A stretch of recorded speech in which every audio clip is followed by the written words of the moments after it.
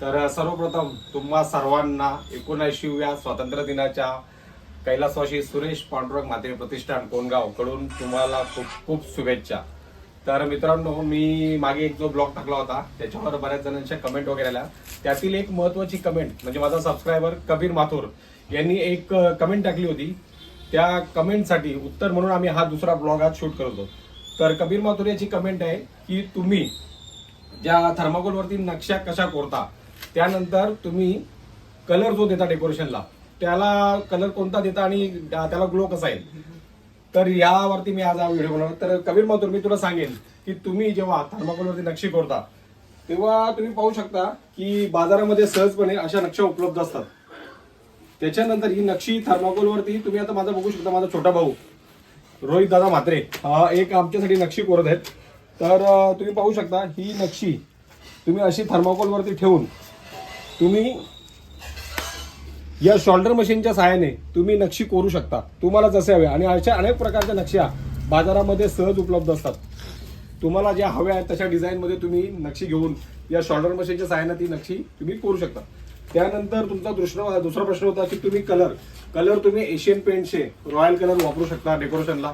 आणि कलर लावण्याआधी तुम्ही सर्वप्रथम primer colour, white primer colour मारा, जेणेकरून पूर्ण तुमचा थर्माकोल अथवा पुठ्ठा तो प्रायमर कलर खेचून घेईल।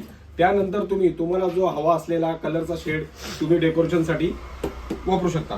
त्याच्यानंतर तुम्ही ग्लो कसा आहे त्या कलरला, तर कलरला ग्लो तुम्हाला डेकोरेशनची तुमची जशी थीम आहे तुम्ही आता पाहू शकता। इथे आम्ही एक बजरंगबलीची एक फोटो काढलेला आहे आणि याला जर आम्ही आता हा भगवा कलर दिलेला आहे, तर याला जर आम्हाला ग्लो द्यायचा झाला तर सेम कलरच्या शेडची आम्हाला चमकी, जेव्हा तुम्ही कलर मारता तेव्हा कलर ओला असतो त्याच वेळी तुम्ही त्याच्यावरती तुम्ही पहिला शेड दिल्यानंतर जेव्हा दुसरा शेड द्याल सेम कलरचा, तेव्हा त्या दुसरा कलर थोडासा ओला असल्यानंतर तुम्ही चमकी अशी हाताने किंवा एका पुठ्ठ्यावर घेऊन ओल्या कलरवरती फुंकून ती चमकी पूर्ण तुम्ही जो भाग तयार केला असेल त्याच्यावर फुकली तर त्या कलरला जास्त, त्या वस्तूला भरपूर ग्लो येतो। तर एवढंच मी सांगेन। हे कबीर माथुर, तुझ्या दोन्ही प्रश्नांची उत्तर मी या व्हिडिओमध्ये दिलेत। आता मी सांगेन जाता जाता तुम्हाला की आम्ही यावर्षीचा डेकोरेशनचा थीम तुम्ही पाहू शकता। अजून गणपतीसाठी 10 ते 11 दिवस राहिलेले आहेत। अजून आमच्या कामाचा पसारा तुम्ही पाहू शकता, अजून भरपूर काम आहे। आता आम्हाला सुट्टी असल्या कारणाने आम्ही आज पूर्ण दिवस मखरासाठी देणार आहोत आणि विचार आमचा हाच असेल की यावर्षी तरी देव बाप्पाच्या कृपेने की यावर्षी तरी आमचं डेकोरेशन लवकर पूर्ण व्हावा। तर मित्रांनो, हा होता माझा आजचा सेकंड ब्लॉग आणि पुढचा ब्लॉग तिसरा पार्ट मी तुम्हाला लवकरच टाकेन।